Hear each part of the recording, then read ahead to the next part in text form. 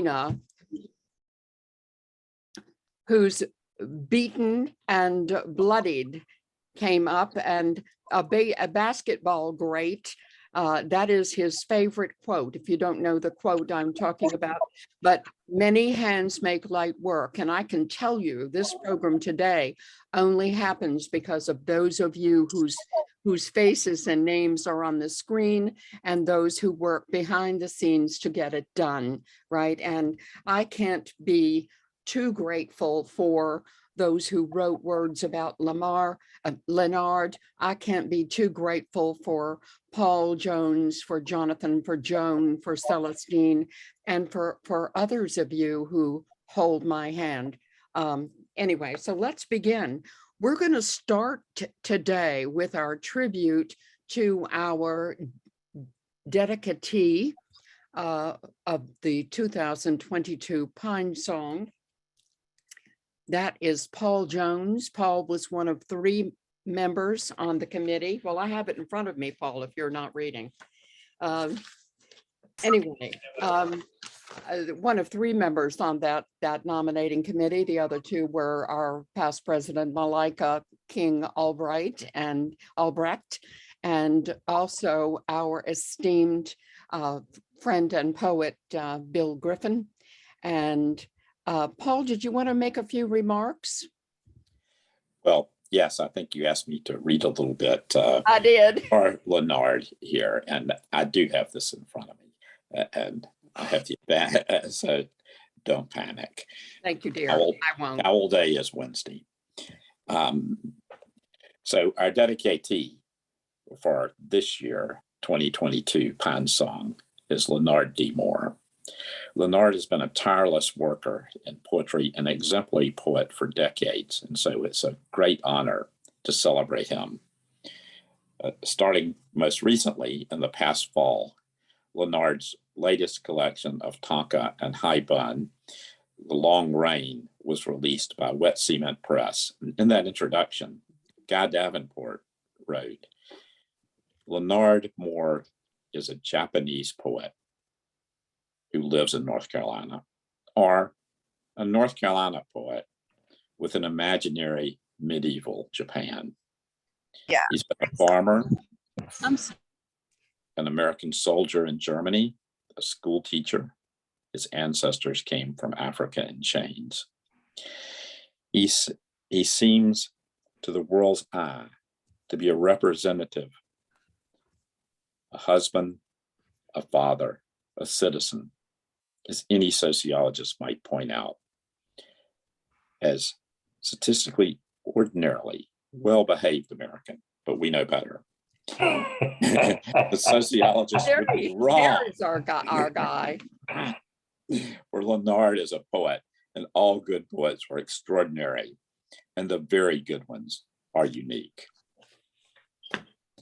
So that's Guy Davenport writing the introduction to this, which I can only flash at you. There we go, with this special effect, The Long Rain, which is recently out from Wet Cement for Lenard and available in bookstores because I bought one. Moore's haiku have won many awards nationally and internationally, including the Haiku Society of America's Merit Book Award, the Haiku Museum of Japan's awards, not once, but 3 times, 1983, 1994, and 2003. Lenard's on for every 10 years, so next year expect another one. The first prize winner in traditional style haiku from Japanese newspapers, Japanese airlines.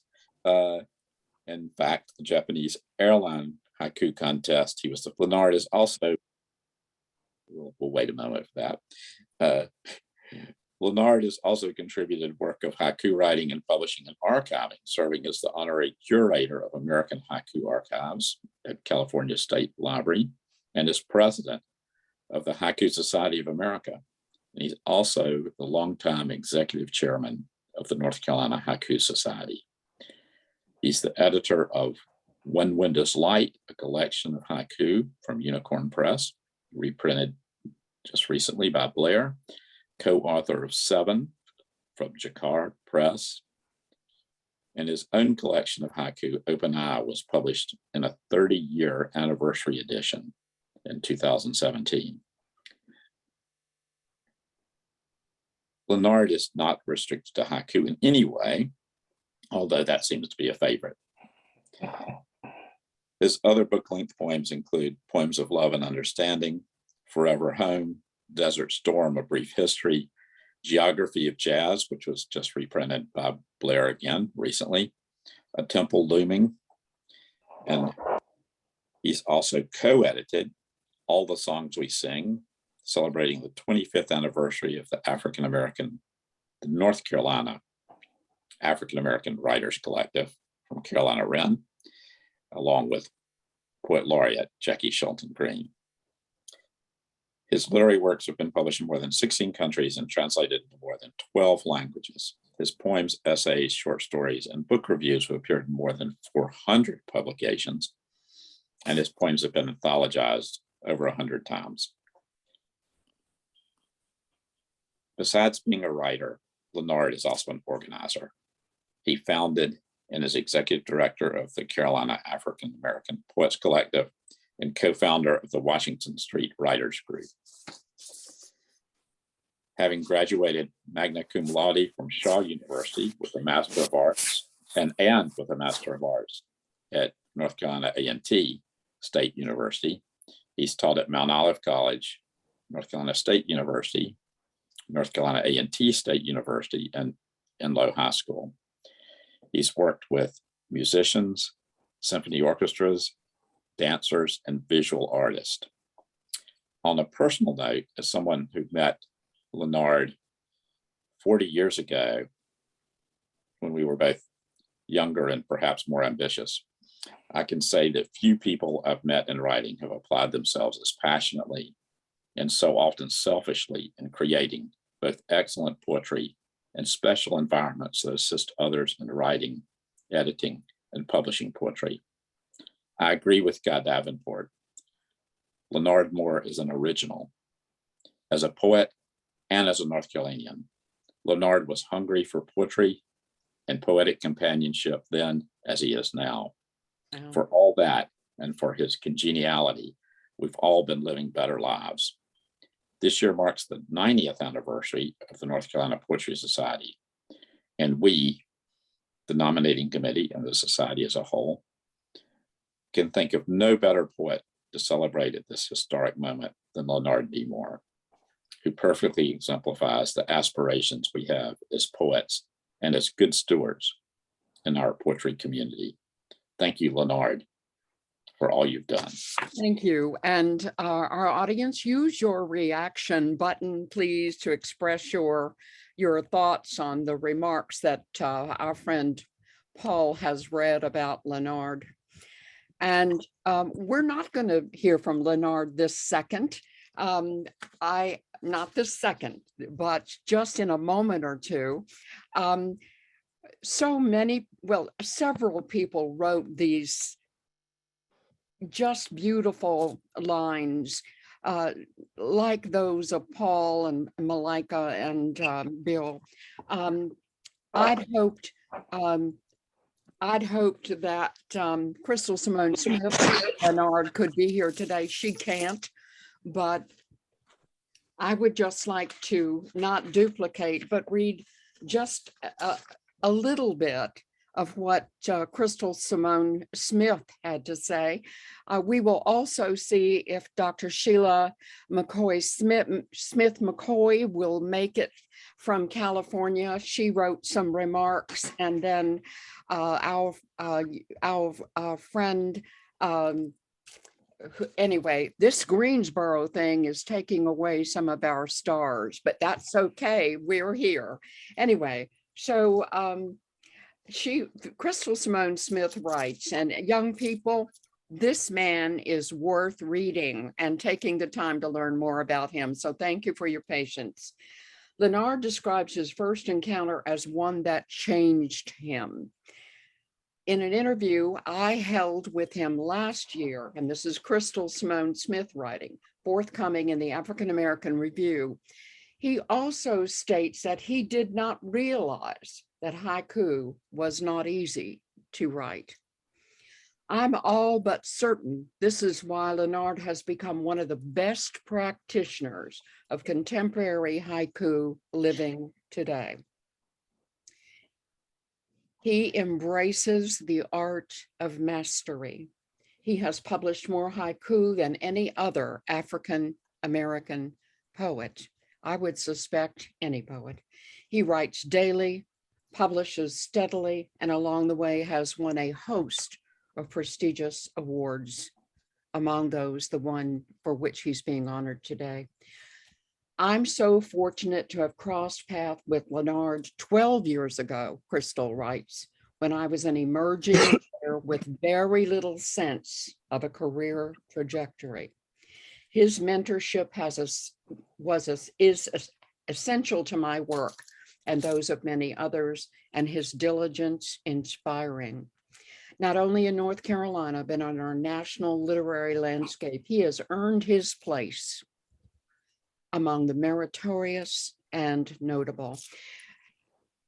I'm going to read two very short haiku that Crystal says have shimmered with her very quickly.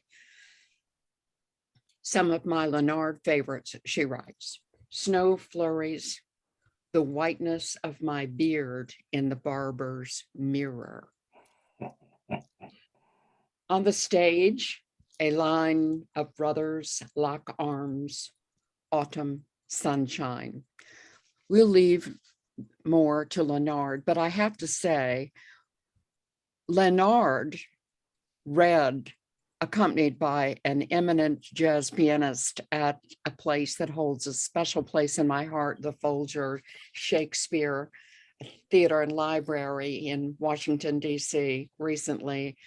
I hope if you'd like to see that, Lenard can send that to you and you can make that available. Anyway, Lenard, you are going to speak during our open mic time. Did you, bless your heart? Do you have a short poem for us now or any comment you would like to make? Yeah, I am honored and humble, and that introduction Paul delivered. Wow, it's so touching, and your words too, and then what Crystal said. Wow, that brings tears to your eyes. So I'm honored and I'm humbled. What you doing? I have haiku. That's probably the shortest, but the other poems are kind of long, I guess. That her baby is so nervous. But it's so good to see so many people, so many friends. I can't tell you how touching this is. I see so many, Carl, Paul, Linda, on and on. I know you're there, Teresa, Celestine, so many of you. Sharon Sharp, there's so many of you out there.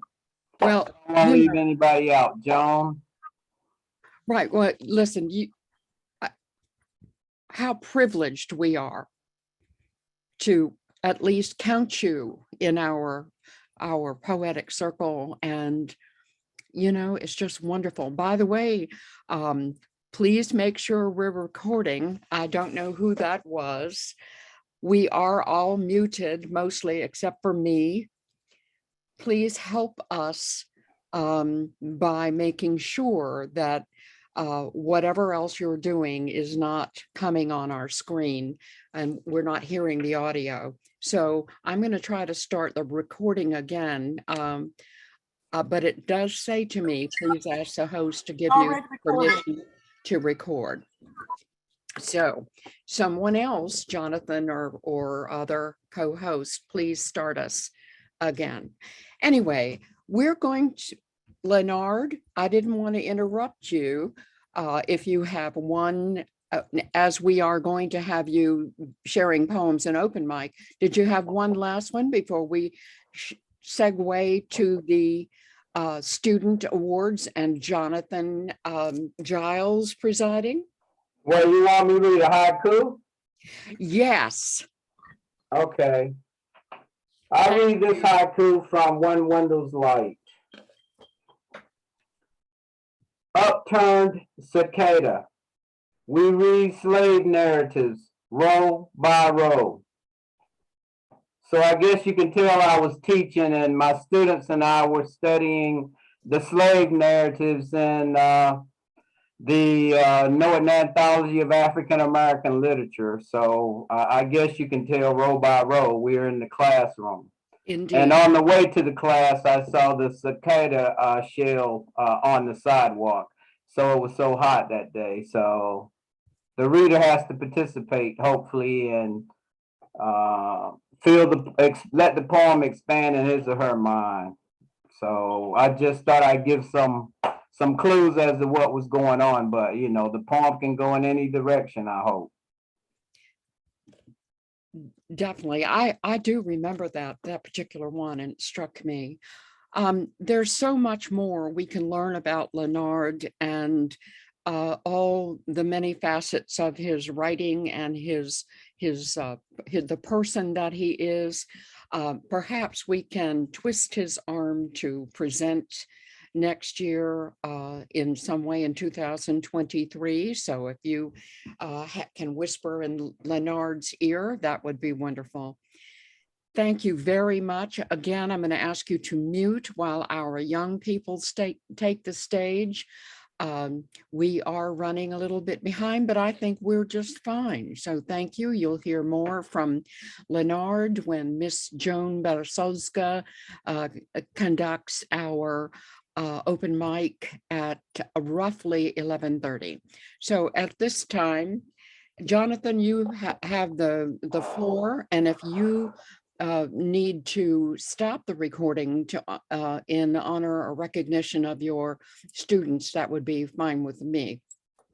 Okay, I think we're okay with the recording. It can just roll on. Okay. But I am delighted to be here, definitely delighted. I am for the North Carolina Poetry Society. I am the student contest director, and it has been a wonderful position to have. I'm in my second year doing it and looking forward to the years ahead.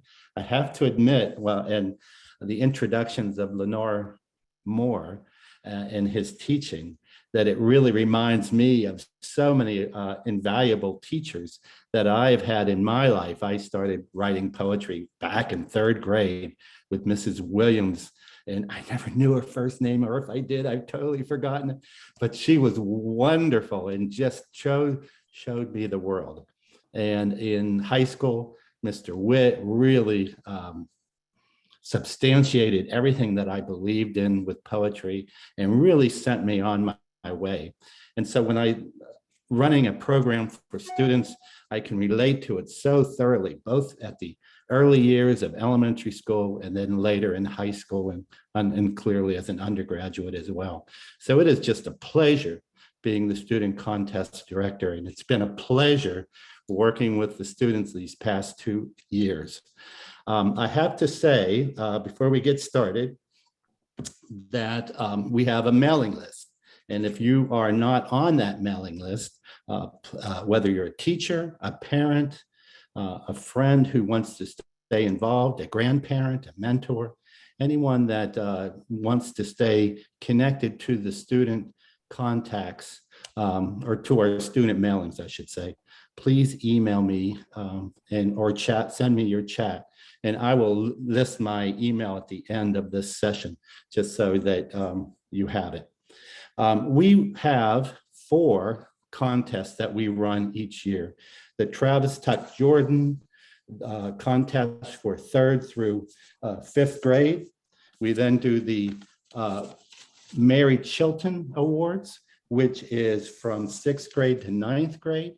We do the Joan Scott Memorial Awards, which is an environmental competition, and that's from 5th through 9th grade. And then finally, we do a high school, if you will, a high school through undergraduate competition, which is the Sherry Pruitt Awards. Don't worry about that. We'll hit that as we go along.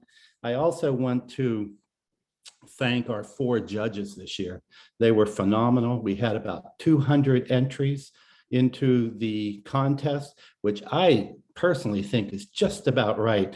we end up recognizing 6 students, 3 honorable mentions, and then a first, second, and third place winner. And when you get into much larger numbers, it just feels like everybody is being turned away and just a very, very select few win. In our numbers with about 200, we just have this right mix of participants, and it really gives our judge a feel for what our student poets are doing this year, each year for that matter, but this year in particular. I do want to say as well, and we'll get started so I don't delay this, but in selecting the poems, it's not just 200 poems that have been submitted. It's 200 student poets across the state who have taken the time to send me their poem. That at times I have to just pause and think about this. And I know the parents are very much involved and the teachers are involved, and I thank you all for doing that. But it's individual students, poets, who have taken on the challenge of submitting a poem to our competitions. And we're going to present the 24 awardees this morning, but I just thank all 200 students for actually taking that, putting that energy and actually mailing off a poem to me. And it's been a phenomenal year to read all your poetry. So I thank you very much. We'll start with, as I said, with our first competition, which is the Travis Tuck Jordan Awards. And Travis Tuck Jordan Awards it's an open competition for 3rd through 5th graders. And the judge this year was Francis Nash. We'll go backwards in how we present. We'll start with the honorable mentions, then do 3rd place, then 2nd, and obviously the 1st place awardees. All of these awardees will have their poems in the North Carolina Poetry Society's anthology. Someone asked in chat when the anthologies will be coming out, and I can assure you that they are at the printers, and we expect to have them distributed this June. So don't be worried about that. They are on their way. With just this particular year and some of the supply line issues that the United States has been having, our anthology is coming out a little bit later than we had hoped. So we'll start with the Travis Tuck Jordan Awards and our 3 honorable mentions. And our first one is Vihan Potdar, I should say, Vihan Potdar, and her poem, One Day a Man Hiked Up a Mountain. Is Vihan with us? I didn't see her name earlier, so I want to make sure if she's come on or her family has come on. Well, let me read her poem. One day a man hiked up a mountain. One day a man hiked up a mountain. On the way to the peak, he stopped by a fountain. Belly full of water, the man wanted to rest. He set up his camp, and though he heard a bear, he slept nonetheless. In the morning, the man resumed his hike, and on the way to the pike, he stopped to catch some pike. On the way to the peak, he stopped to catch some pike. Belly full of fish, the man wanted to rest. He set up his camp, and though he heard a wolf, he slept nonetheless. In the morning, the man was worked into a lather. So he stopped by a forest for some berries to gather. Belly full of berries, the man wanted to rest. He set up his camp, and though he heard the king, he slept nonetheless. In the morning, he reached the peak, body scraped and bruised, feet sore. The man set up his camp and found it more comfortable than the nights before.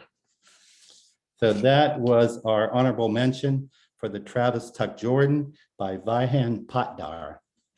And now we'll go on to our next honorable mention, which is by McCain Jones. And his poem is titled, I'm not sure if McCain is a he or she. I guess it doesn't really matter. But this poem is entitled In Raleigh at Midnight. McCain, are you with us? Yes, I am. Hot dog. It's Great. kind of loud in here, but like, my name's McLean. McLean, great. All right. In Raleigh at midnight, there's no one in sight. Caterpillars, moths, bats galore, darkness, and darkness and more. The moon is a shining crescent in the sky. Raleigh at night is the mystery. I can't lie. A thunderstorm in the night, all you can see are dewy streetlights. My boots go clomp clomp, and almost sounds like a stomp. It's a beat. I make it with my feet. All I need is a melody and a friend to help me. It's an art, a rhythm, a rhyme, and an instrument. The zither, trumpet, xylophone, piano. Our sound is strong, bold, and thrilling. In the morning, we share our song until almost everyone sings along. Thank you, McLean. Thank you very much. If you would do me a favor and read it a second time, just a little slower. Okay. And turn off whatever's in the background. Yeah, I'm not Okay. sure. Yeah, okay. I'm gonna. Okay. I'm gonna go outside with it. McLean, don't go on mute. Okay. Okay, we're ready for you whenever you're ready. The beautiful thing about Zoom, you can switch from one room to the next.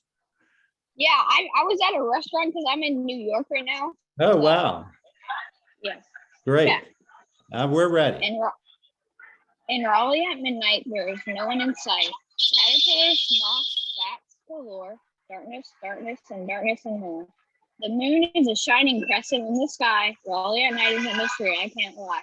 A thunderstorm in the night, all you can see are dewy streetlights. My boots go clomp clomp, it almost sounds like a stomp. It's a beat, I make it with my feet. All I need is a melody and a friend to help me. It's an art, a rhythm, a rhyme, and an instrument, kazoo, trumpet, xylophone, piano. Our sound is strong, bold, and thorough. In the morning, we share a song until almost everyone sings along. Thank you. Thank you, McLean. Thank you very much. And I hope you have a wonderful time in New York City. Thank you. And I'm sure we'll see more of your poems soon. Our final our final honorable mention is Maya Turner. And Maya is Annie. I'm sure I'm saying her name wrong. She told me this last week, and I'm horrible with names. But so Annie, Maya, are you there? And her poem is My Skin is a Blessing. Yes, I'm here. Wonderful. My skin is a blessing. My skin is bright. My skin is light. My skin glows in the night. My skin is valuable like gold you haven't seen in a million years. My skin can be featured on any movie or TV screen. My skin holds secrets that make people cry. My skin is valuable. My skin is delicate. My melanin is natural. You can't find it in the stores. My skin has been hated and loved. My skin has told stories about the past and the present. My skin encourages you to be yourself and to know that you are enough. Your skin is a blessing. Thank you, Maya. Thank you very much. Would you do me a favor and pronounce for me your first name so I don't brutalize it again? My first name is Kiani. Kiani, thank you. Thank you so much. And Kiani, would you read your poem a second time? Yes. My skin is a blessing. My skin is bright. My skin is light. My skin glows in the night. My skin is valuable like gold you haven't seen in a million years. My skin can be featured on any movie or TV screen. My skin holds secrets that may make people cry. My skin is valuable. My skin is delicate. My melanin is natural. You can't find it in the stores. My skin has been hated and loved. My skin has told stories about the past and the present. My skin encourages you to be yourself and to know that you are enough. Your skin is a blessing. Your skin is a blessing. Thank you, Kayani. I very much appreciate you reading your poem. You're welcome. Our final, so now we're done with our 3 honorable mentions and we're heading into our first, second, and third place winners. Our third place winner is Emily Holcomb and her poem Ballet Class. Emily, are you with us? Yep. Wonderful. If you'd like to read your poem, that would be great.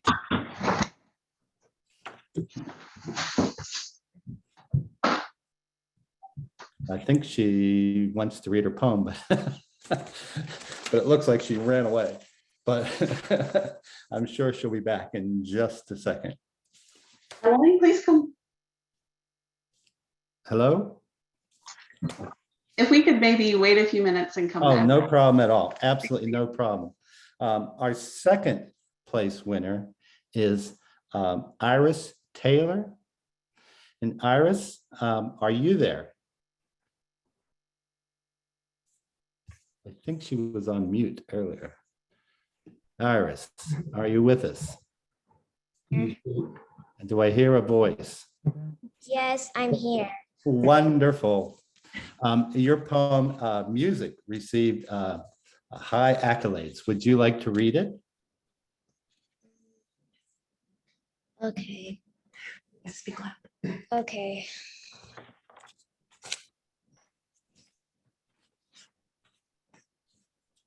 Music. How do you explain things that cannot be said? How can you see things not visible to the eye? When you talk through music, it's impossible to lie, because you are taken in by the music that you're playing. And at that moment, you are saying your feelings inside and out, no matter where you are or what you're saying. Out loud, you shout. You're painting with color only you can see. You play that music until you fall to your knees. Music is joy for every girl and boy. And as long as they play music in their own style, the music they play will go on for miles. So when you're playing your own music, don't listen to what other people say, because you can play music in your own way. Thank you. Thank you very much. That's a good puppy.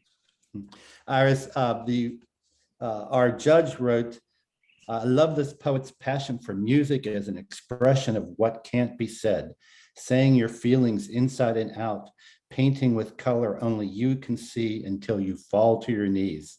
The poem feels heartfelt and genuine. Would you like to read it a second time? Okay. Music. How do you explain things that cannot be said? How can you see things not visible to the eye? When you talk through music, it's impossible to lie, because you are taken in by the music that you're playing. And at that moment, you are saying your feelings inside and out, no matter where you are or what you're saying. Out loud, you shout. You're painting with color only you can see. You play that music until you fall to your knees. Music is joy for every girl and boy. And as long as they play music in their own style, the music they play will go on for miles. So when you're playing your own music, don't listen to what other people say, because you can play music in your own way. Absolutely. Thank you very much. Thank you. And Iris, thank you very much. Let me jump back to Emily if she is available. She's not available. If you'd like to read it, that would be Okay. I'm happy to read it for her. And this is a wonderful poem as well. This is called Ballet Class. And let Emily know that writing poetry is not about public speaking. So it's all right to not want to read her poem out loud to a large group of people. It's all about writing the poetry and not about public speaking. Ballet Class. I open my bag, I slip on my shoes, I hold on to the bar and do as I choose. I talk to my friends, the teacher walks in. She goes over the warm-up, and then we begin. We split into groups. One stays on the bar. I practice my kicks. I make them go far. We go to the corner. We split into lines. We do leaps across the floor. each of us glides. We go to center, we learn a new move. Everyone practices, the teacher approves. We end our class, I put on my shoes, I drink some water, and that's the news. I love that. That was ballet class. That's absolutely ballet class. And our first place winner then is William Weishauer and his poem, The Flying Sapphire. William, are you with us? Yes. Wonderful. Would you read your poem, please? Yeah. Jelly bean eyes and paper thin wings, her tail like a birthday candle waiting for a wish. Belly full of pollen, she zips down to the emerald green grass stalks. Stalk. Yep, absolutely. Way, I'm going to have you read it again, but give me 1 second. Here's what the judge said. Not one wasted word in this little jewel. The confident elimination of exposition in favor of vivid animated imagery feels sophisticated for this age range. And as I take this to be about a dragonfly, the tail like a birthday candle waiting for a wish just charmed my socks off. And that's what the judge wrote. So why don't you read it again and slowly. Okay. Jelly bean eyes and paper thin wings, her tail like a birthday candle waiting for a wish. Belly full of pollen, she zips down to the emerald green stalks. Let me show everyone. This is his submission. So you don't have to type your poems. You can just send them in. And obviously he bordered it. Great poem. Thank you, William. Thank you very much. It's a matter of getting the poems to me. That's the big thing. And so I can get them to the judges. We really did enjoy the Travis Tuck Jordan submission. It was a great year for that. We're now going to move on to the Joan Scott Memorial Awards, which is 5th through 9th grade. And we will start with the honorable mentions. And our first honorable mention is Sheila Steele Cobb. Sheila, are you with us? Yeah, and it's actually Sela. My apologies. Do you want to start with it? No? What did I say? My poem is Moonshine and Stardust. I'm falling in moonshine, starlight is surrounding me. I look to the skies above and beyond, only to realize it's a twisted reality. I stand steady on the sky, looking to the grass. Then I am falling in moonshine, through a pool of starlight, back to reality, to the breeze and the sunshine. Light slowly fades to moonshine and stardust, to stars twinkling in the moonlight. To a different planet I go, and there, as the trees sway and the hounds bay, I am at peace. Sheila, thank you very much. Here's what the judge says. It is a nicely falling rhythm and welcome repetition in all the right places. And I love the surreal ideas of the world is upside down. And I am falling in moonshine through a pool of starlight. She says, very romantic with a capital R. So Sheila, if you could read it one more time, just be a little louder this time if you could. It's all right if you don't. I'm falling in moonshine, starlight is surrounding me. I look to the skies above and beyond, only to realize the world is upside down. I stand steady on the sky, looking to the grass. Then I am falling in moonshine, through a pool of starlight, back to reality, to the breeze and the sunshine. Light slowly fades to moonshine and stardust, to stars twinkling in the moonlight. To a different planet I go, and there, as the trees sway and the hounds bay, I am at peace. Thank you, Sheila. Thank you very much. Our next honorable mention is a poem titled, There Is No Planet B. There is no planet B. And this was written by Caroline Campbell. And Caroline, are you with us? Yes. Wonderful. If you would read your poem, I would be most grateful. Okay. Crack, snap. The pressure of the heat forces the ice open, releasing the rushing water from its home for 5 million years, adding to our already high sea levels. There is no planet B. Chuck, another seemingly harmless plastic bottle tossed away, making its way toward the gulping, hungry mouth of a whale offshore, never to be decomposed. There is no planet B. Screech, the deafening cry of a pelican choking on a styrofoam chunk, wailing for help. There is no planet B. There is still hope if we work together and make a change before it is too late. Thank you. Okay, here we go, everybody. Here we go. This is her poem.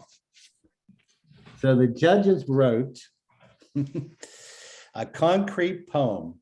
This one, an elephant trumpeting, there is no planet B. At least that's what I see in it. As with all good concrete poems, this one reminds us that the materials we use to make poems is words, language, just as stone is material used in sculpture and movement is the material used in dance. Language is a material thing that can be shaped, squeezed, stretched, and set out visually and sonically into a poem. Okay, so Caroline, if you could read your poem again. Crack, snap. The pressure of the heat forces the ice open, releasing the rushing water from its home for 5 million years, adding to our already high sea levels. There is no planet B. Chuck, another seemingly harmless plastic bottle tossed away, making its way toward the gulping, hungry mouth of a whale offshore, never to be decomposed. There is no planet B. Screech, the deafening cry of a pelican choking on a styrofoam chunk, wailing for help. There is no planet B. There is still hope if we work together and make a change before it is too late. Thank you, Caroline. Thank you very much. And thank you for submitting your poem. Thank you. Our next poet, let me just make sure I'm still on the right page here.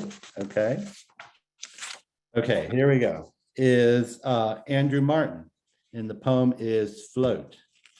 Andrew, are you with us? Yeah, I'm here. Wonderful.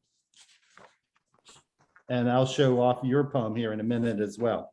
But if you could read your poem, that would be great. Okay, I will. As I was fishing, I saw a bottle in the water, floating steadily, flowing up and down like a bob on a fishing line. I followed the bottle. Then I saw another in its wake.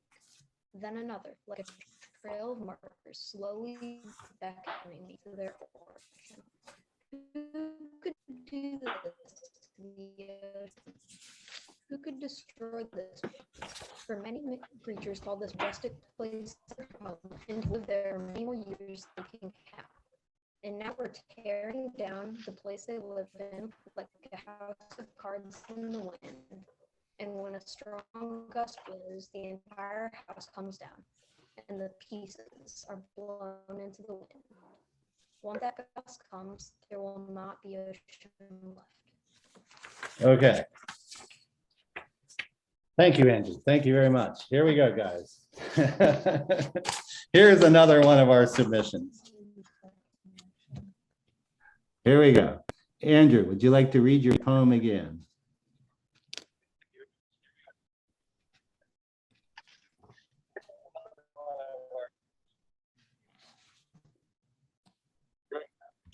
Jonathan, would Yes. you read it? We have, Andrew unfortunately has an unstable. Saw a bottle in the water, floating steadily, flow up and down like a bobber on a fishing line. I followed the bottle.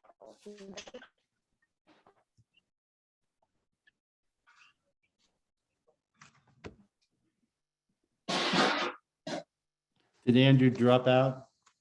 So he writes, as I was fishing, I saw a bottle in the water, floating steadily, flowing up and down like a bobber on a fishing line. I followed the bottle, Then I saw another What you doing? in its wake.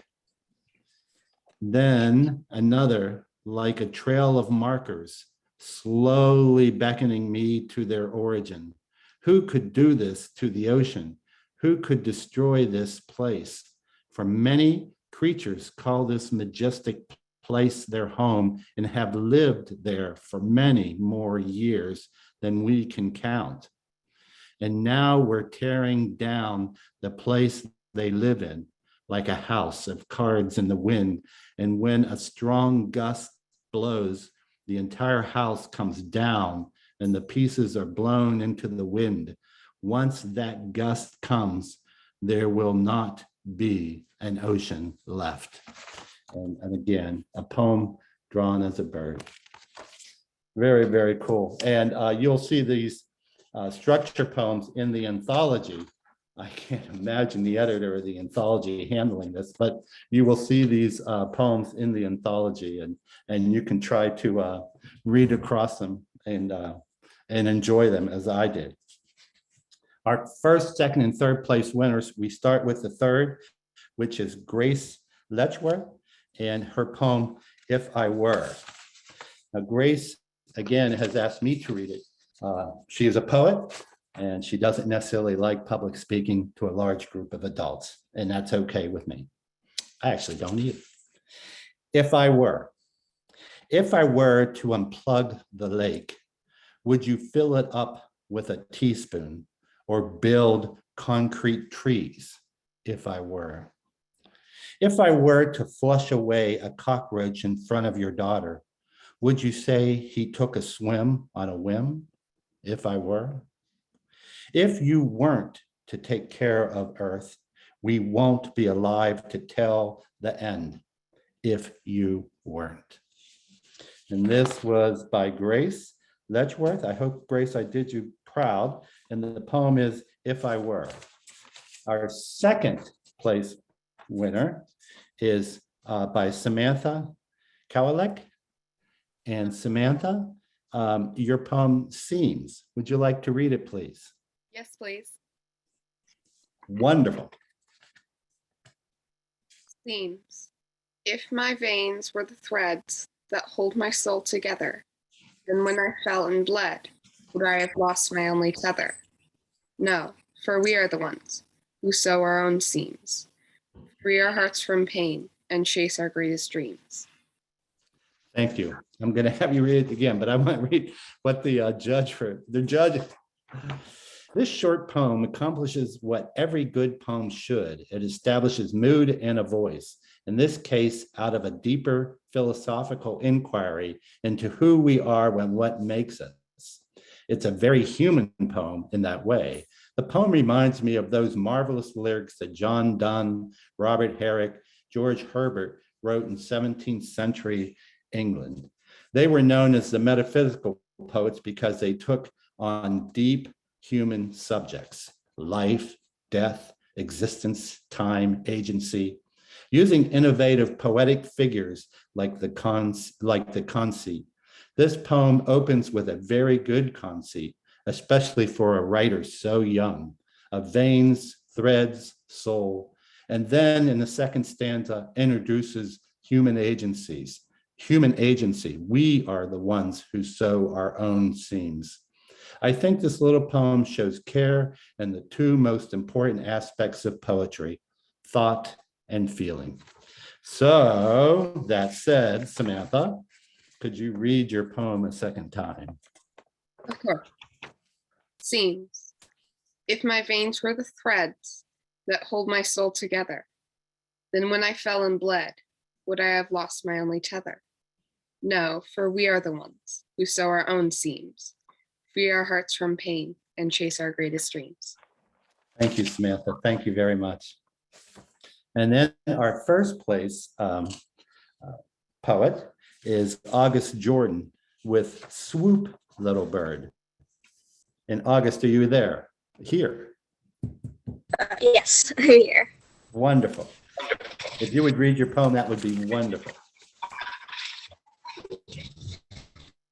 My poem is Little Bird. Swoop, little bird, towards me flying through the air, a sea of white puffy clouds, and the sun, unwaiting to sink for anyone. Swoop, little bird, down to me where I wait for you. So our poet, or excuse me, our judge wrote, and our judge, by the way, was Clark Holtzman for the Joan Scott Memorial Environmental Competition. So Clark wrote for Swoop Little Bird. This is a beautiful little poem, brief as it is, a bird's presence, indeed a bird's life, are brief things reminding us all that life is brief. The best poetic moments that capture our attention and linger for a lifetime are always brief. That said, this poem has everything a poem should have: rhythm, voice, point of view, repetition, and I must add, language made present. And the sun, unwaiting to sink for anyone, is one of the best lines I have read in a long, long time. Coining words like unwaiting is what poetry is all about. So, August, if you'll read your poem one last time. Swoop, little bird, towards me, flying through the air, a sea of white puffy clouds, and the sun, unwaiting to sink for anyone. Swoop, little bird, down to me where I wait for you. Thank you. Thank you so much. And very much delighted to recognize you as our first place awardee in that category. So now we move on to our third category, which is the Mary Chilton Awards. And Mary Chilton Award is an open competition for students in 6th through 9th grade. And it was a very strong competition this year. And so we were delighted to see that. And so that's been been really nice. So our first honorable mention is Grayson Logan with the poem Explain. And are you here with us, Grayson? I'm here. Wonderful. Could you read your poem, please? Sure. Explain. Explain to me why you're more mature. Explain to me why you have more rights. Explain to me why you lure us into the night.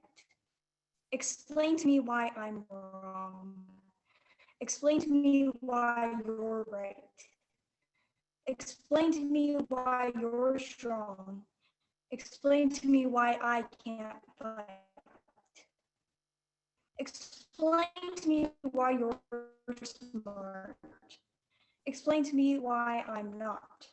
Explain to me why you're dark that pinches me in my heart. Why can't children bring peace instead of being a lost little puzzle? We're strong, we are brave, we are the change. Thank you. Thank you, Grayson. I'm actually going to read it for you if I may, because you're breaking up a lot and, Zoom technicalities, but I would love everybody to hear your poem if you don't mind me reading it on your behalf. This is called Explain. Explain to me why you're more mature. Explain to me why you have more rights. Explain to me why you lure us into the night. Explain to me why I'm wrong. Explain to me why you're right. Explain to me why you're strong. Explain to me why I cannot fight. Explain to me why you're smart. Explain to me why I am not.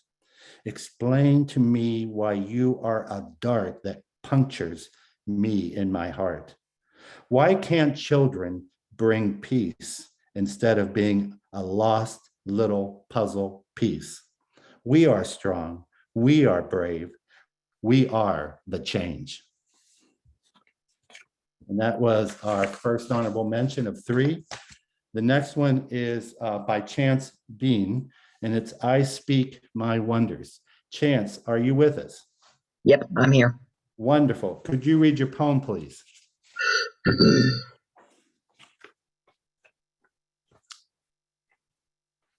I speak my wonders. I'm humble.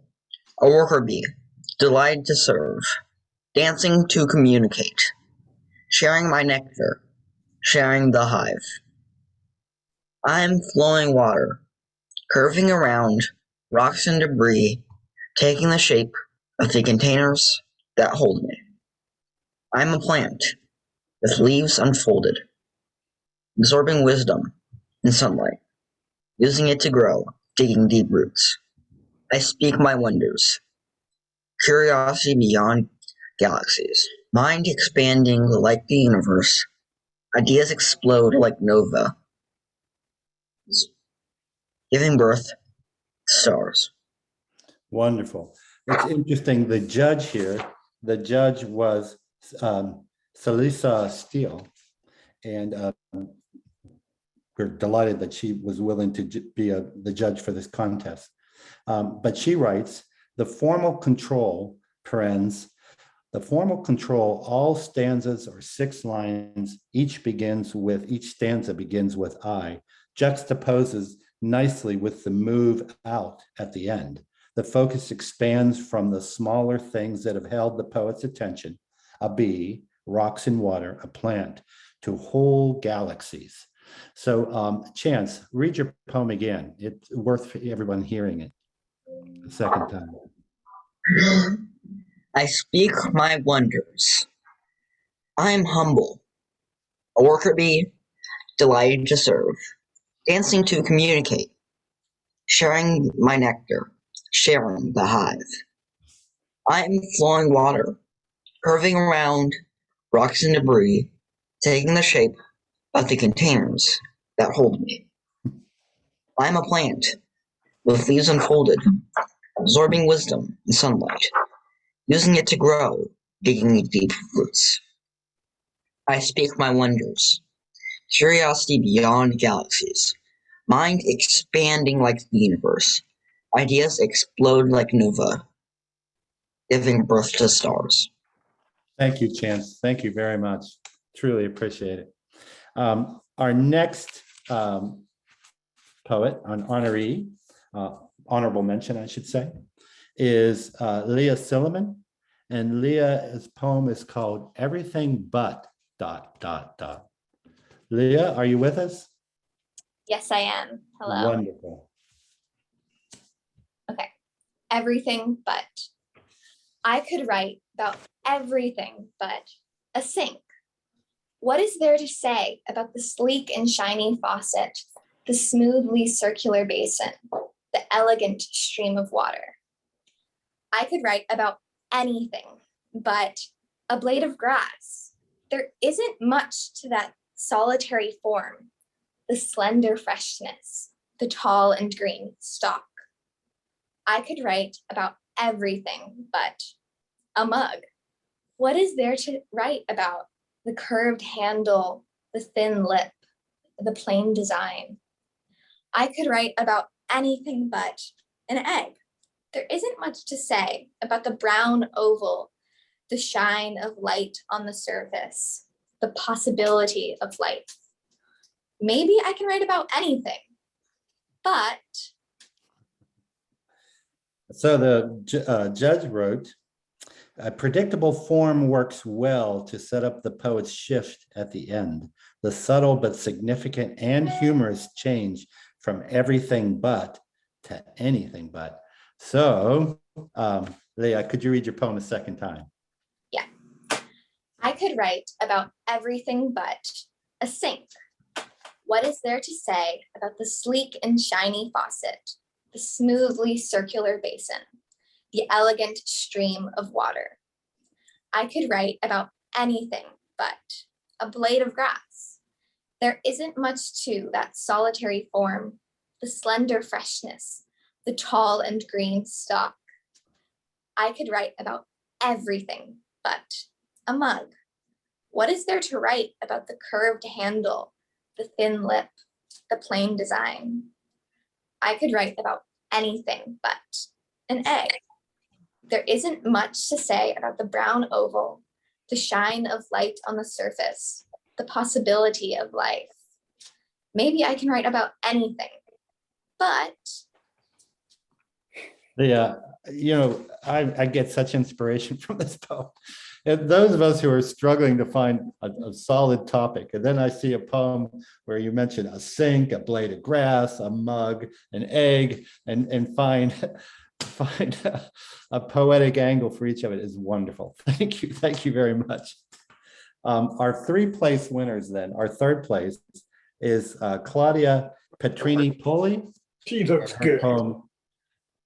And her poem, Would We Do It? And Claudia, are you with us? Don't tell Brian. If you find yourself not on mute, you should be, unless you're Claudia. Claudia? Okay, so Claudia did another structure poem, and I'll just read it once, but here's the structure. And believe me, these aren't easy to read. Here we go. Would we do it? Question mark. The scent of death slithers and strikes with cancer, spreading and many dying. What will we do? There is no cure. What are doctors doing? I feel so hopeless, like no one's listening, it's like a game where you keep on losing. What will we do? But imagine a world with no doubt, where sadness fails to reach its goal.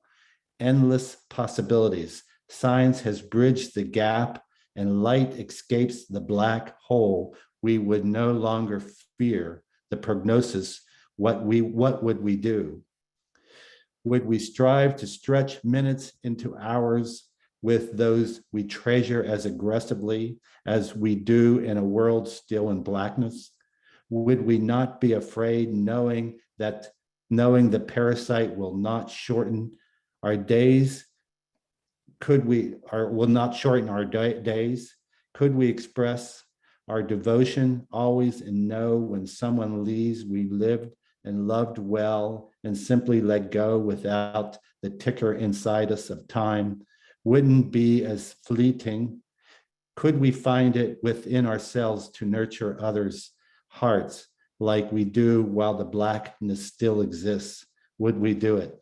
I pretty much butchered this, but you'll have the opportunity to read this in our anthology coming out in June. And so do take a look in the student section at some of the structure poems, but take a look at all the poems. They're just wonderful. But this one, which the one I've just butchered, is also a really good poem, and the judge put it in third place. Our second place poem is In Blue by Sarah Boleyn. And Sarah, are you with us? Yeah. Wonderful. Okay. In blue. A bundle on the crown of a woman's head. Another in blue walking swiftly. A man digging through the rubble. Smoky skies, silent cries. The woman in blue stops. One glance at his face, swollen eyes, she starts to dig. Her frayed garb the color of hope. So our judge wrote, I appreciate the use of color in the poem and how the poet gets maximum metaphorical value from it. It's a narrative poem, but very sparse and brief. But there's a vibrancy that comes through in the color, in the emotion. Sarah, could you read it a second time, please? Yeah. A bundle on the crown of a woman's head. Another in blue, walking swiftly. A man digging through the rubble. Smoky skies, silent cries. The woman in blue stops. One glance at his face, swollen eyes, she starts to dig. Her frayed garb the color of hope. A beautiful poem. Thank you, Sarah. Thank you so much. On our first place contestant was the Madison Malloy and the poem Useful. And Madison, are you with us? Madison? Yes. Wonderful.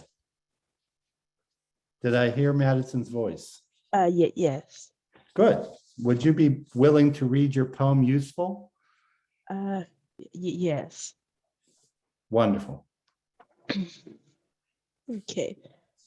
Tear the flesh from my bones, cut my hair to the scalp. Use me as a puppet, and I'll speak no more. Chop me down to pieces, grind the remains to a pulp. Use me as an ornament, and I'll move no more. Drain me, drink me, use me as fodder, and I will breathe no more. Pulverize the remains, reduce me to dust. I have no uses left, and then I'll cry forevermore. So our judge wrote, this poem surprises, it's unexpected, both in content and in how it sets a pattern that it breaks wonderfully in the last two lines. So Madison, could you read your poem one last time?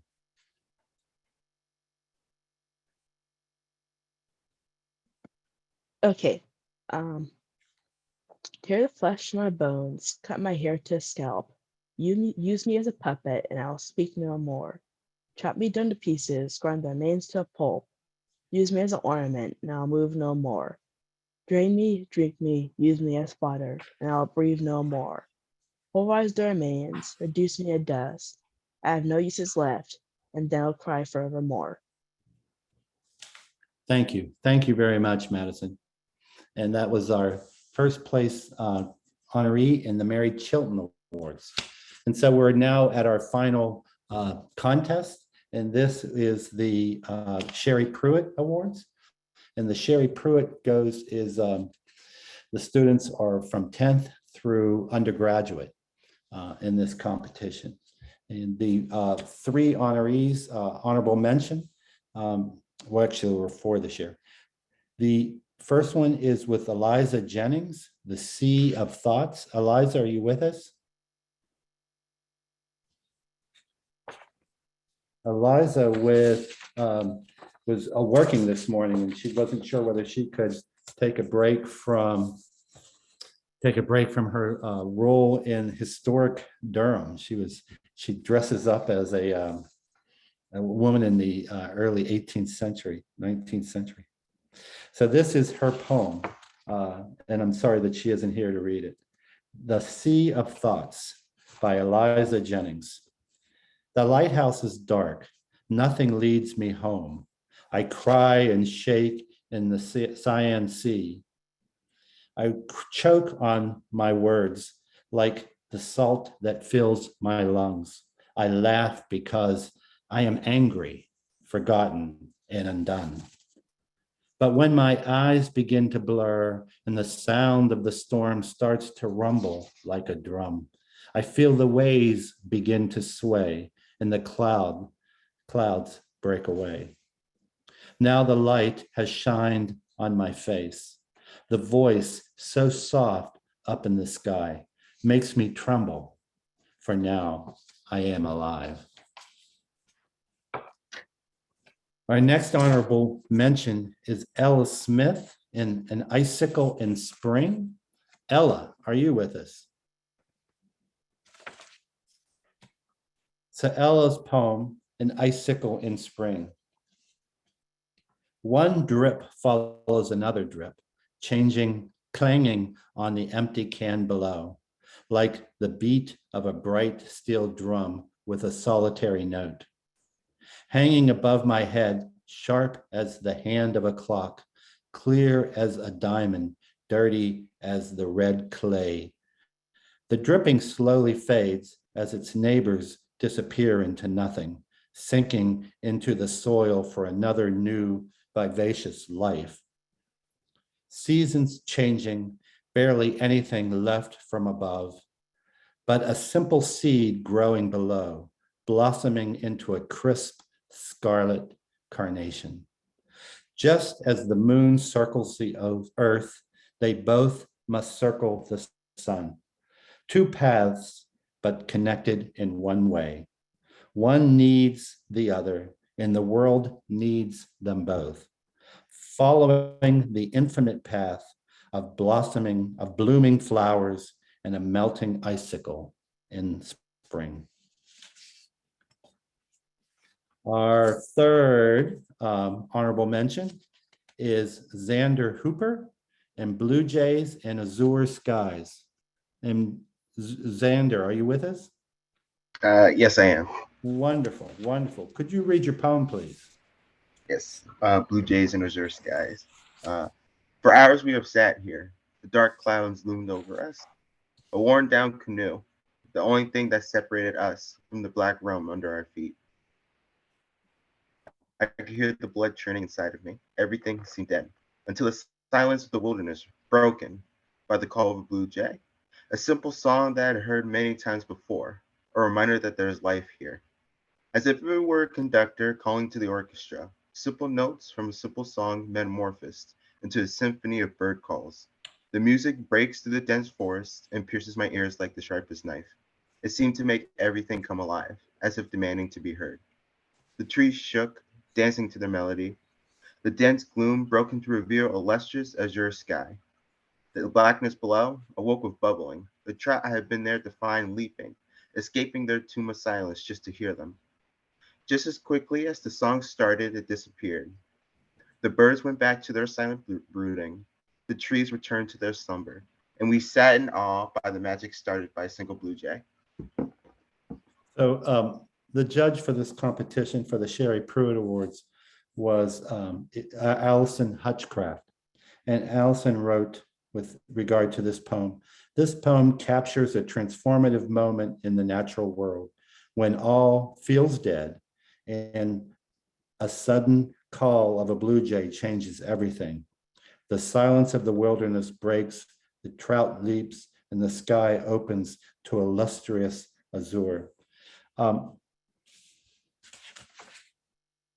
could you read your poem one more time? Yes. For hours we have sat here, the dark clouds looming over us. A worn down canoe, the only thing that separated us from the black realm under our feet. I could hear the blood churning inside of me. Everything seemed dead, until the silence of the wilderness broken by the call of a blue jay. A simple song that I had heard many times before, a reminder that there's life here. As if it were a conductor calling to the orchestra, simple notes from a simple song metamorphosed into a symphony of bird calls. The music breaks through the dense forest and pierces my ears like the sharpest knife. It seemed to make everything come alive, demanding to be heard. Trees shook, dancing to their melody. The dense gloom broken to reveal a lustrous azure sky. The blackness below awoke with bubbling. The trout that had been there to find leaping, escaping their tomb of silence just to hear them. Just as quickly as the song started, it disappeared. The birds went back to their silent brooding. The trees returned to their slumber. And we sat in awe by the magic started by a single blue jay. Thank you. So our first three, our third, second, and first place honorees will begin. So Janie Williams wrote her poem, Views from the Ocean. Janie, are you with us? So Janie, okay, so I will read it for you. Views from the ocean. Out in a deep, cool Atlantic Ocean of chaos, the strong current pulls her far into blue water. Trying to breathe slowly, she focuses on the sea oats swaying in the early morning wind.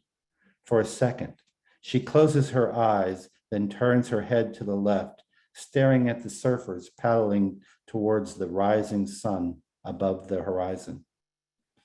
As the high tide turns into low, she is now able to hear the hushing ocean waves, see the light shimmer of the sun. She floats on her back, gazing at the fading pink sky.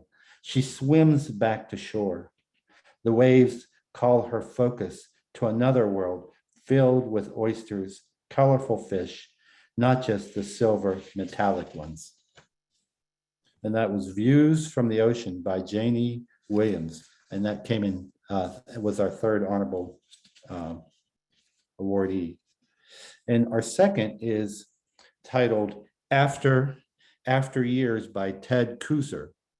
This poem is After Years by Ted, after the poem After Years by Ted Kuser. Claire Wang, are you with us? Excuse me, Excuse me, Jonathan, you skipped Goddess by Christina Paul. Yeah, I'll come back to that in a second. Okay. Okay.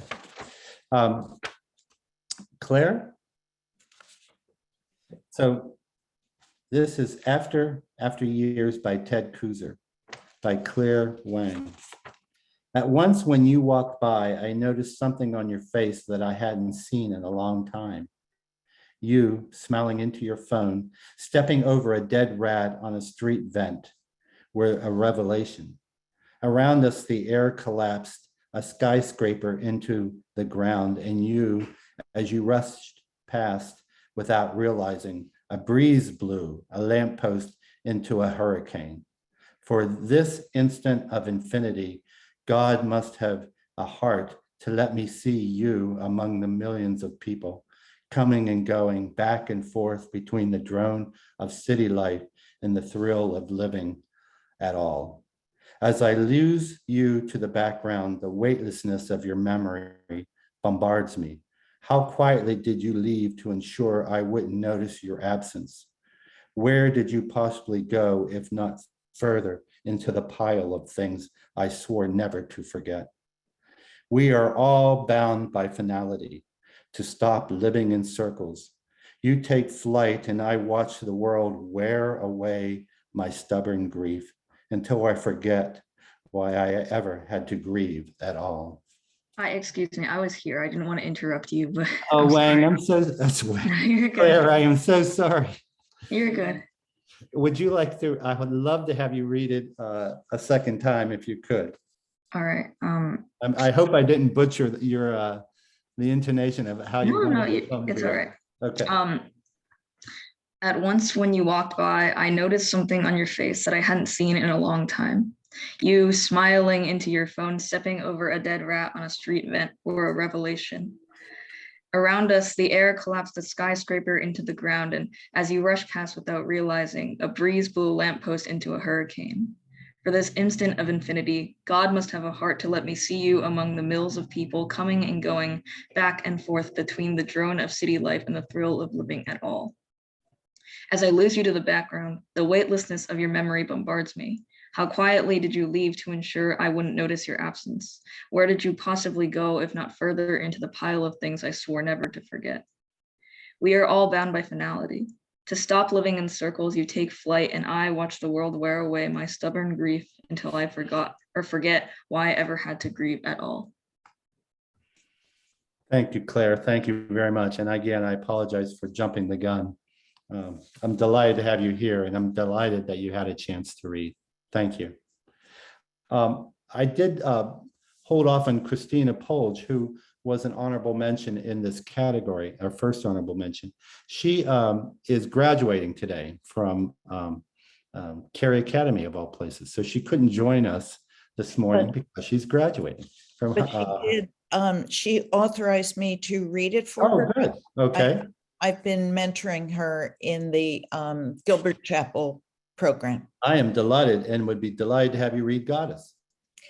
Goddess. Nobody has ever worshiped me. Nobody has ever begged me for redemption. I am my only believer and my most outspoken heretic, despite myself fiercely enough that I should be burning alive for my sacrilege. And I think loneliness is a curse I have given myself, punishment for all things I did and I did not do. Isolated, pacing the halls of my temple until my feet blister, sleeping at the foot of my altar because nobody else is here to do it, perpetually longing for someone to beg me to stay, someone to learn my legends, someone to bless, someone who bleeds, breathes, believes, belongs. I wonder, would someone toss themselves off rocky cliffs for my love? Would they walk fearless through the gates of hell, murmur my name when they are alone, follow my footsteps through the sand? Would they look at me like I am something sacred? Will they worship me, or will I still have to worship myself? Leaving death at the altar like a prayer, granting myself acts of salvation when my feet touch sand, learning how to bleed gold instead of red, speaking with lips holy enough that people listen, a goddess who does not need a name to sit on the tongues of worshipers who would wait an eternity to see my face. See, I am always stuck between praying to and cursing at myself, falling to my knees and clenching my fists, cutting myself open and swallowing my heart. I am waiting for the day when someone will build me a temple more than bones, from dancing laughter, golden whispers instead of ashes, my jagged words. But nobody has started praying to me yet, so I am alone on those rocky cliffs, screaming to the night and hoping something will scream back, being left with silence and wondering if I am all there is left in this wild, bloody world with my wild, bloody heart and wild, bloody hands. Is it just me alone with the devil and the maker? It's a really interesting poem, a long poem, but a really, really interesting poem that we worked to get into 32 lines, but really good. And I have to say that Christina was our Sherry Pruitt Award winner, first place contestant last year. So it's been really nice that she's submitted a new poem this year. And I hope as she goes on to college, she'll continue to submit to our competitions. That would be wonderful. So that's it for her and for most of everyone, but I have one last poem, and this is our award winner for the Sherry Pruitt competition for our high school students. And Margaret Kirkpatrick is our award winner, our first place award winner, and her poem, The Successful Businessman. And Margaret, are you with us? I am. Hello. Hi. The Successful Businessman. Some drugs spurred on my son to molt off all but bones and fly. So crucified he rises from the plains in copper skies. While I blue-veiled reach my hand, eyes broken, dead, and scared, past yellow rays to catch his charmed, buzzed, ecstatic stare. Could humble joys not spark that grin? Could not his mother's hand? Goodbye, my boy, meet high that blackened void that looms overhead. Your mother mourns by bony mounds beneath you. So the judge here, Allison Hutchcraft, wrote this poem's stunning language, musical, rhythmic, and deftly following a sonnet structure, caught my attention in the first line and held it to the last. The images of a son spurred on by drugs to molt off all but bones and fly are vivid, inventive, and heartbreaking. So, Margaret, could you read your poem one last time and just be a little bit louder if you could? Some drugs spurred on my son to molt off all but bones and fly. So crucified he rises from the plains in copper skies. While I blue-veiled reached my hand, eyes broken, dead, and scared, past yellow rays to catch his charmed, buzzed, ecstatic stare. Humble joys not spark that grin, could not his mother's hand. Goodbye, my boy, meet high that blackened void that looms overhead. Your mother mourns by bony mounds beneath you. Thank you. And again, I would say to thank you, Margaret. And thanks to all of our student readers. It's been a wonderful competition this year. Before I end, thank you, Joan, for reading Goddess. I forgot to thank you for doing that. That's a heck of a poem and very powerful. Our competition, as I said, ends this year. If you are not on our student, teacher, parents mailing list, please contact me if you would like to be. We will definitely be setting it up again for our 2023 competition. So we would love to have you as part of the, to stay connected. Here, I'm submitting out to you all my email address. Again, let me know if you want to be on that individualized mailing list. Thank you to all the award winners, and thanks to all the students who participated. It's been a great year. The anthologies will be coming out in June. You'll be hearing from me. The anthologies will arrive, as will the cash awards. And so just be patient. We're all waiting for the books. And I know the book will be wonderful. So it should be a lot of fun to read this summer. Anyhow, thank you. And back to Linda. Thank you very much, Linda. Yeah, thank you. Thank you, Jonathan. You know, really, it's hard to gild a lily. You did a great job, and your students, our students, were just majestic and just wonderful. We're on time, relatively speaking. So I want to give Miss Joan Beresowska enough time to conduct our open mic. She will tell you where she's going to begin and if she has any other special remarks. But we're so delighted to have Joan herself and an eminent poet to do the open mic for us today. Ms. Joan? It is time to put your name in the chat for open mic, just your name, nothing else. I'll know what you mean, full name. Put that in there.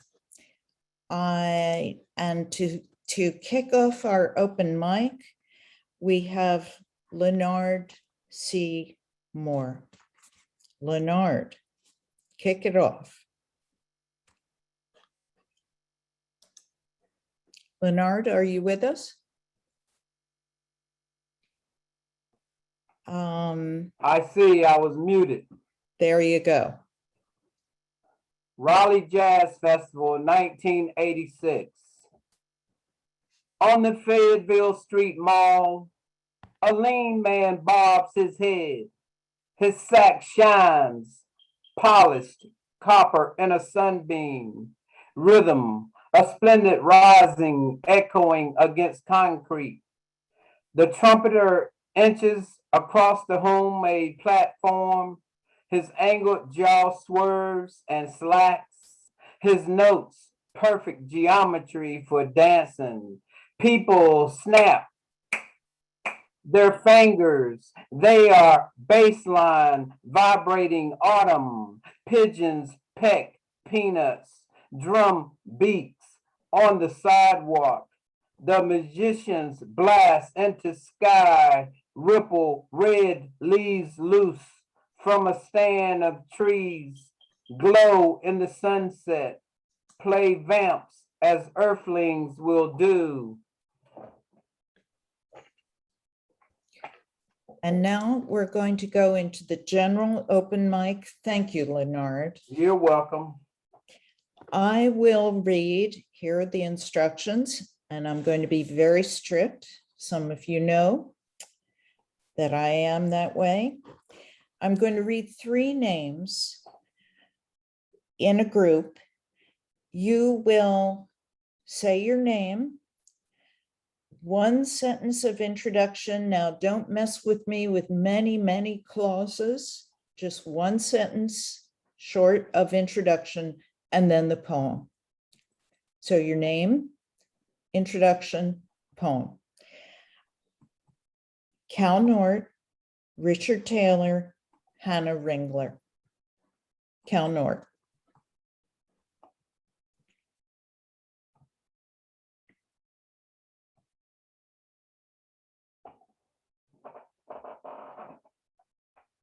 Cal, are you with us? Okay, I'm going to move on to Richard Taylor. Thank you, Joan. I'm Richard Allen Taylor. This poem is an ekphrastic poem after a watercolor painting by Catherine Manus entitled Choices. The title of the poem is What's Happening.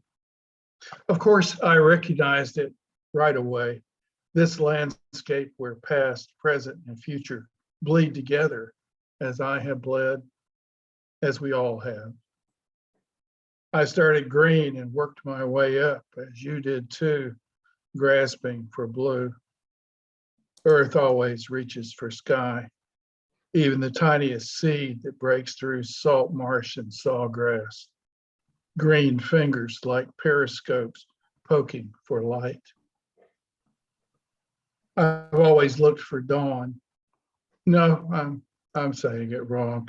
Sometimes I searched for dark and found it. The light came later, after regret, after guilt. See how that diffused orange in the corner blurs into a bridge to nowhere. Skeletal structures never completed. That's what you get with unrequited ambition. Beginning, middle, no end. A purple cloud in the distance, a crane untethered, an unexpected answer to an unexpected question. Thank you. I'm going to circle back to Cal. If you would unmute and read your poem.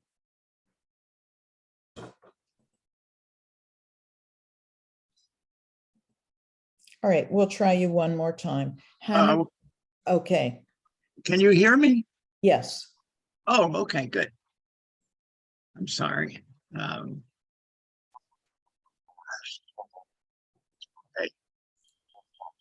Your name? I hope this doesn't continue giving me trouble, but the name of the poem is Slaughter at Chosin Reservoir. Some years past his funeral, Lieutenant Kempen's wife, Mary, my mother-in-law, lies at Wake Med Hospital dying, but holding on with all the strength she showed her whole life, outlasting Billy Kempen and a second husband, another West Pointer, a colonel. I met a sergeant who owed his life to Billy and the men of Lieutenant Kempen's platoon. Hang on. Oh, darn it. I followed him off Route 55 to a parking lot, chased him down after I saw his special license plate. Joe, Master Sergeant Ager, had been in charge of putting drivers into the company's trucks to get out of the deep reservoir, along with troops on foot. First big battle of the Korean War. Each driver he put in a truck lasted about a minute before being shot. Joe would have to find a new suicide soldier. Most Americans died as captives that day, but those in Billy and Joe's company were saved, a lot of them, while Billy's platoon held off Mao's battle. Held off Mao's battle-hardened regulars against our neophytes. For many, as for their lieutenant, their first time in battle, fighting uphill and dark, outnumbered 20-1, 20 below zero. They stopped the Red Chinese for one precious hour. Most Americans at Chosin massacred, stuffed into vehicles, set on fire. Red Chinese not taking prisoners that day. When Billy's daughters found out about him, that's how they thought he had died, having been known as the bravest. Of his class at West Point. When the Army found his body in North Korea,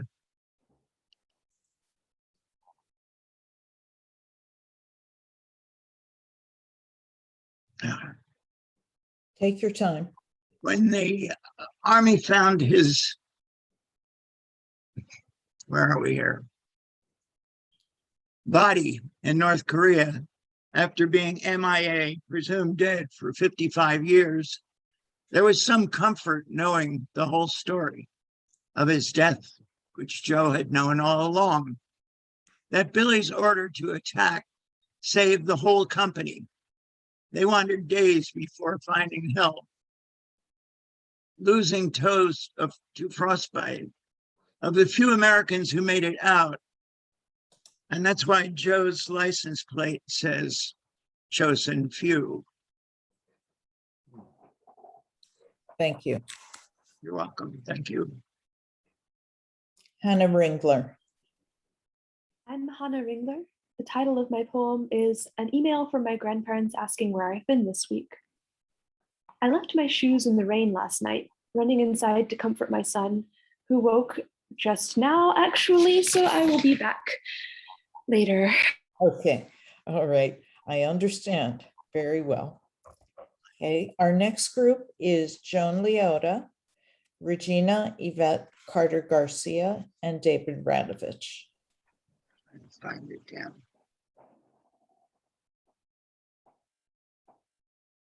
And Joan has an announcement for us.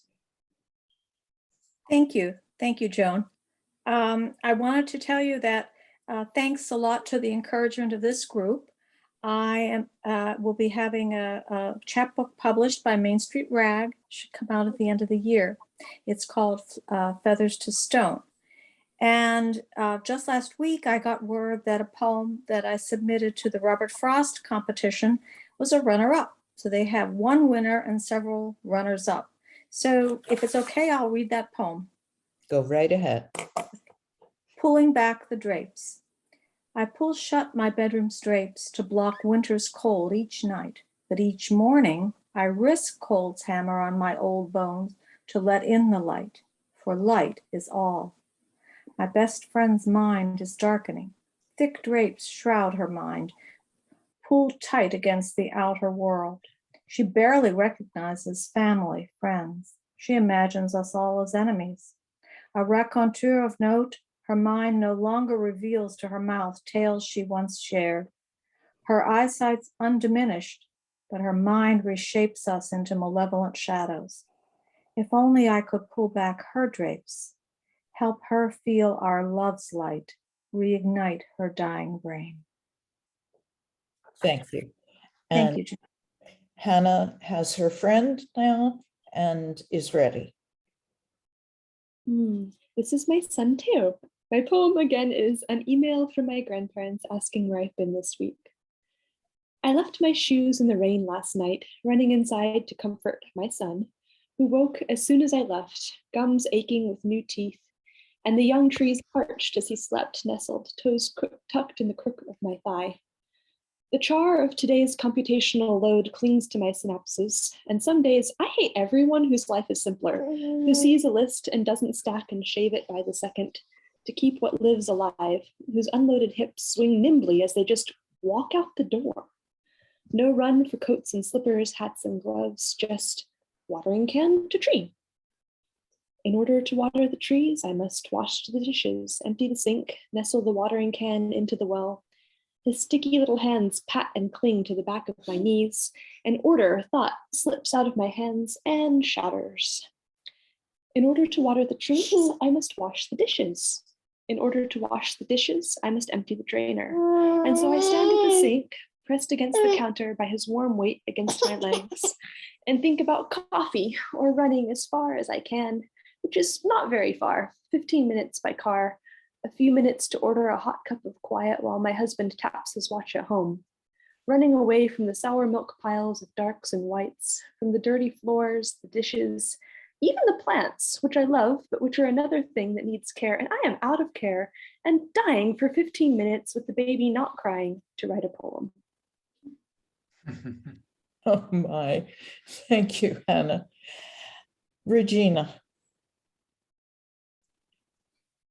Yes. Hello, everyone. I am Regina Garcia. The poem that I will be reading today is just published in the Main Street Rag, spring 2022, and it is entitled New Psalms of the South. Sing of the South a new song, one in which broken gods erected as glorious history no longer dictate hate on scrolls of promise to hearts of fear, nor feign sacrifices that offer no salvation. Sing of the South a new song, one that does not insist on singular stories, one righteous Southern sound, one more deserving Southern face, returned Southern land, recounted plantation grace. one that does not insist on the refrains of torturous restorations of wistful old ways, still insisted upon in these new days. Oh, sing of the South, a new song, one that has learned from open ears, careful thought, and detects drums and powerful chants, bluegrass, blues, cumbia, hip hop, rock, hallelujah, harmonies, and more and more. Sounds that blend in, move out, together, apart, back again, distinctive, collective, harsh and heady, sweet, soulful beauty drifting in the air. Sing of the South a new song. In every place, may we entreat our chosen divinity, find ample space for worship in lush pastures, high mountains, verdant hills, warm valleys, salted shores, that every mouth and heart might fling wide, intone righteous lyrics, trying hopeful voices to a reformed Southern earth that yearns to love all and be loved by all. Thank you. Thank you, Regina. Open micers, be sure to check the chat. There are many words of appreciation there. And those who haven't signed up yet, it's not too late. David Radovich. Good morning, I'm David Radovich, and my poem is about those Ukrainians who are forced to become Russian. It's called Turning Russian.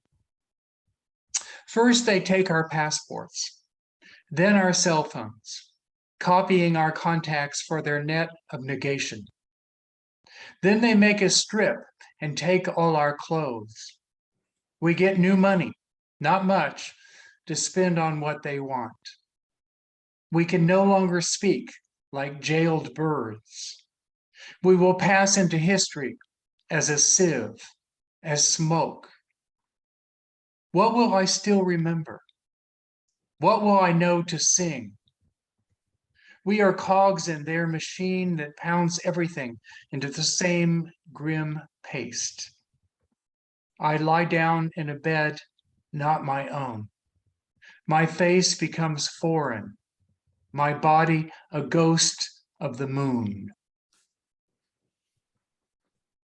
Thank you, David.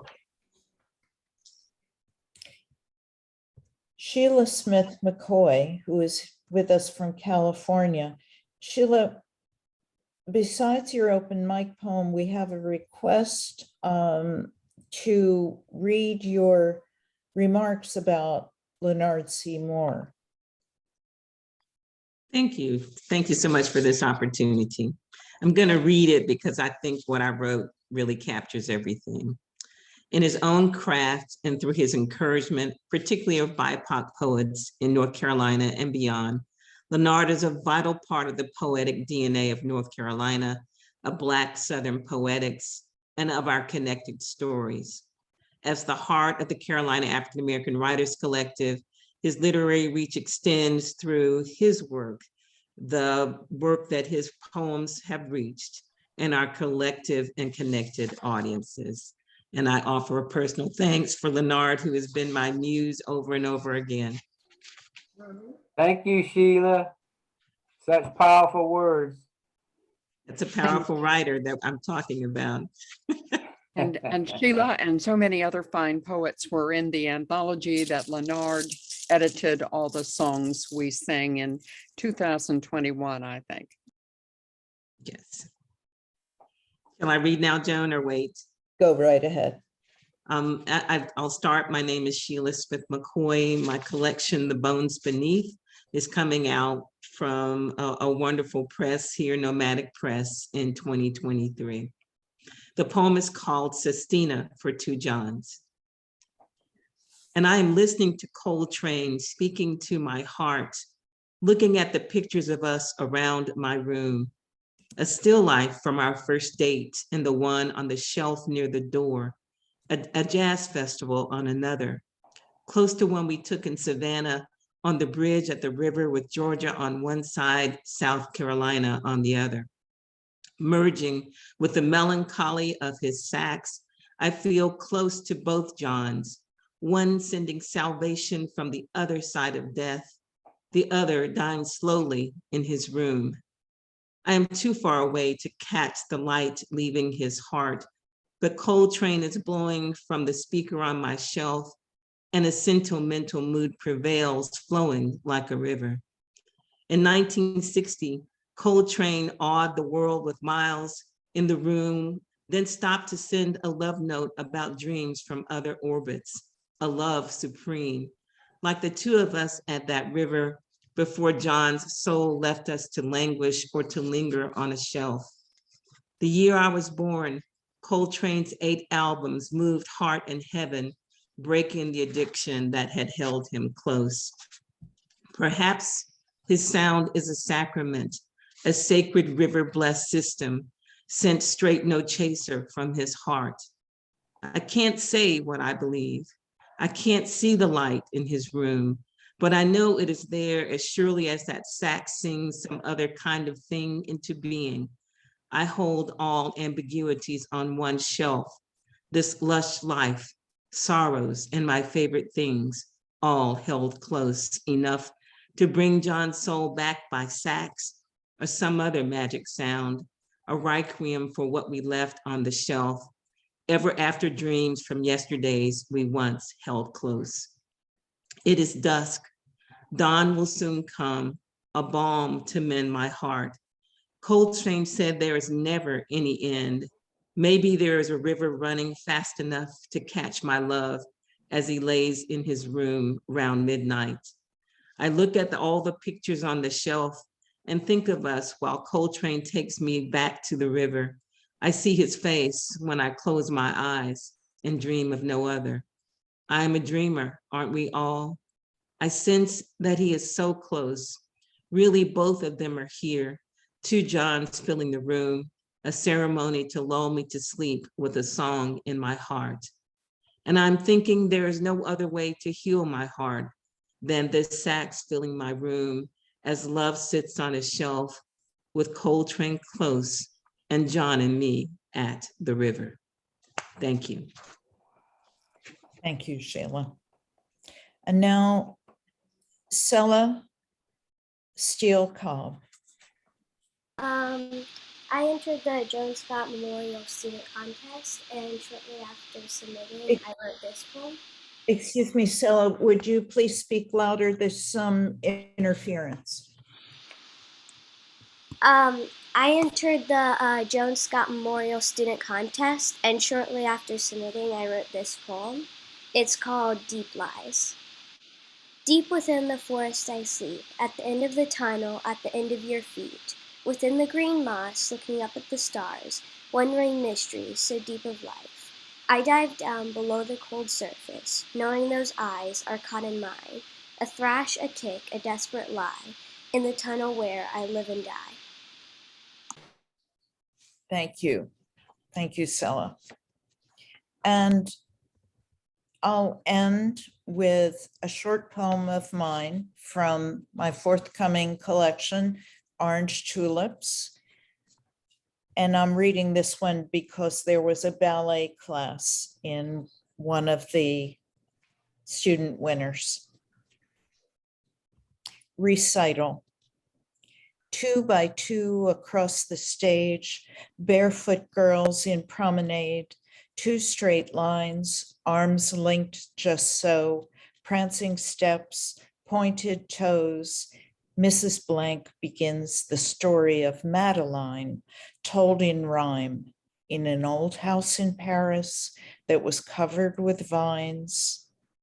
One child, in thrall to grace and rhythm, drilled in effortless precision, marks her cues, obeys the music, weaves away across the boards. Watch her spin, intake of breath, unbroken smile, ecstatic lift of strength and artifice, first grasp of beauty's hold. 12 little girls in 2 straight lines, in black leotards and pale pink tights, one amongst them lit by glory, inside a Saturday, inside a story. So that is our story of the open mic today, and we're about to go into our lunch period. I'm going to stop the recording, and oh, it's exactly noon. Yes, it is. So, open micers, please read the chat. They're wonderful comments of appreciation for you. Stop the recording. There we go. Whoops. Stop the recording.